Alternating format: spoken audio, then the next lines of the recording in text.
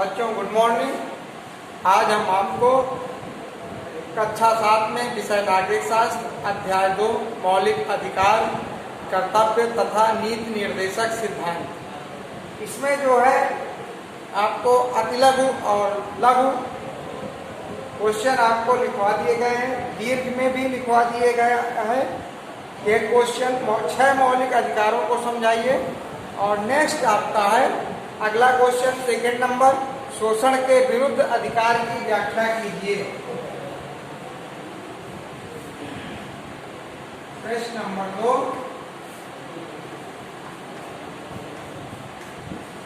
शोषण के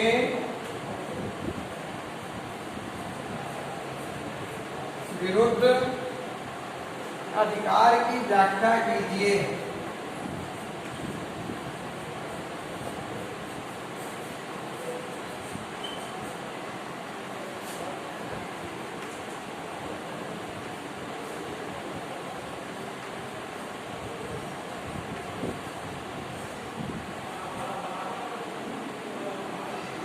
अब देखिए, शोषण के विरुद्ध अधिकार की व्याख्या कीजिए। ये जो शोषण शब्द आया है, यह जो है किसका शोषण होता है? जो गरीब होगा, असमर्थ होगा, उसी का शोषण होता है। पुराने समय में तो दास प्रथा थी। जैसे आजकल जानवरों को खरीदा बेचा जाता है, ऐसे ही मनुष्यों को खरीदा बेचा जाता था। तो जिस मनुष्य को खरीदा बेचा जाता था उसको दास कहा जाता था, और यही दास प्रथा थी। यही दास जो है, दासों का शोषण होता था। तो ये बहुत पहले से दास प्रथा चली आ रही है, और शोषण बहुत समय से होता आ रहा है, चाहे वो गरीबों का हो, चाहे महिलाओं का हो, और चाहे बच्चों का हो। हमारे यहाँ पर जब अंग्रेज आए तो यहाँ पर अनेक कुरीतियाँ व्याप्त थी, जिसमें से सती प्रथा, बाल विवाह और बंधुआ मजदूरी आदि ये बुराइयां थी। इनको अंग्रेजों ने भारतीय बुद्धिजीवियों के सहयोग से इनको खत्म किया। तो शोषण के विरुद्ध अधिकार, ये भारतीय संविधान ने भारतीय नागरिकों को ये अधिकार दिया है, और खासकर ये अधिकार गरीबों, बच्चों और महिलाओं को प्रदान किया गया। इसके तहत किसी भी व्यक्ति का अगर शोषण होता है तो वो न्यायालय की शरण ले सकता है और शोषण करने वाले के विरुद्ध मुकदमा दर्ज करा सकता है। संविधान के अनुसार 14 वर्ष से कम आयु के बच्चों को नौकरियों में नहीं लगाना चाहिए, यानी मेहनत के कार्य में नहीं लगाना चाहिए अगर 14 वर्ष से कम का बच्चा है। और भारत सरकार ने 14 वर्ष तक के बच्चों की शिक्षा भी निःशुल्क कर दी है। महिलाओं को अनेक विशेषाधिकार दिए गए हैं। इसके तहत, शोषण के विरुद्ध अधिकार के तहत, कोई भी व्यक्ति, भारत का कोई भी व्यक्ति किसी भी व्यक्ति का इच्छा के बगैर उसका शोषण नहीं कर सकता है, और बंधुआ मजदूरी भी खत्म कर दी गई है। तो ये हमारा शोषण के विरुद्ध अधिकार था। ठीक है। अब आपका नेक्स्ट क्वेश्चन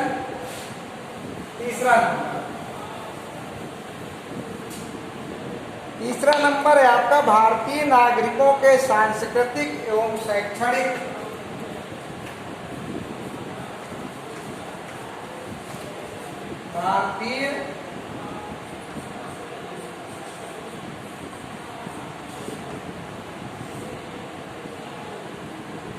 नागरिकों के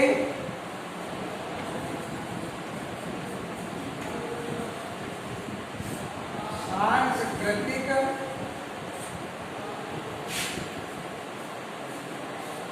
एवं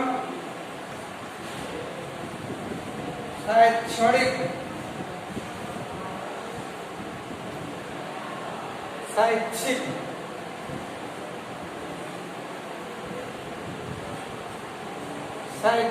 अधिकारों का वर्णन कीजिए।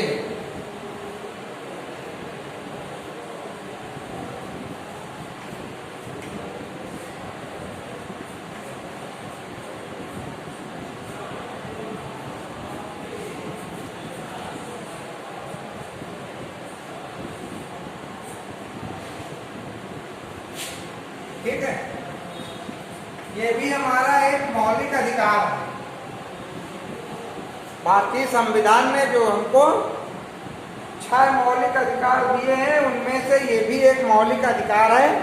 इसके तहत संविधान द्वारा सभी नागरिकों को अपनी भाषा, लिपि, संस्कृति और साहित्य के विकास के लिए पूर्णतः स्वतंत्रता प्रदान की गई है।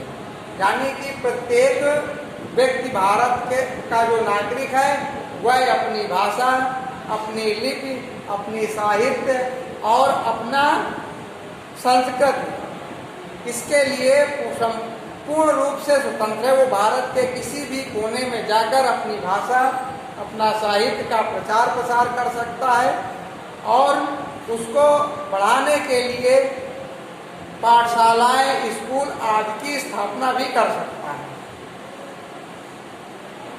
देश में कहीं भी प्रादेशिक भाषाओं के स्कूल स्थापित कर सकता है। वही चीज है, राज्य द्वारा ऐसी संस्थाओं को बिना भेदभाव के, राज्य सरकारों द्वारा ऐसी संस्थाओं को जो अपनी लिपि, अपनी साहित्य का विकास करना चाहता है, ऐसी संस्थाओं को बगैर भेदभाव के वित्तीय सहायता प्रदान की जाती है। इसमें सरकार द्वारा विभिन्न समुदायों को सांस्कृतिक कार्यक्रमों के आयोजन के लिए भी प्रोत्साहित किया जाता है। तो इसका मतलब हुआ कि भारत का प्रत्येक नागरिक वह चाहे जिस किसी धर्म, भाषा या लिंग का हो, वह अपनी भाषा, अपनी लिपि और अपना साहित्य का विकास भारत के संपूर्ण किसी भी कोने में, भारत के सभी भागों में अपने भाषा की उन्नति के लिए प्रचार प्रसार कर सकता है और इसमें उस प्रदेश की सरकार जो है बिना किसी भेदभाव के सहायता करती है। तो आपका तीसरा नंबर भी कंप्लीट हो गया। इसके साथ ही आपका दीर्घ क्वेश्चन कंप्लीट हो गए हैं। अब आपको एक्सरसाइज व्हाट्सएप के माध्यम से भेज दी जाएगी और उसको समझाया भी जाएगा। Thank you.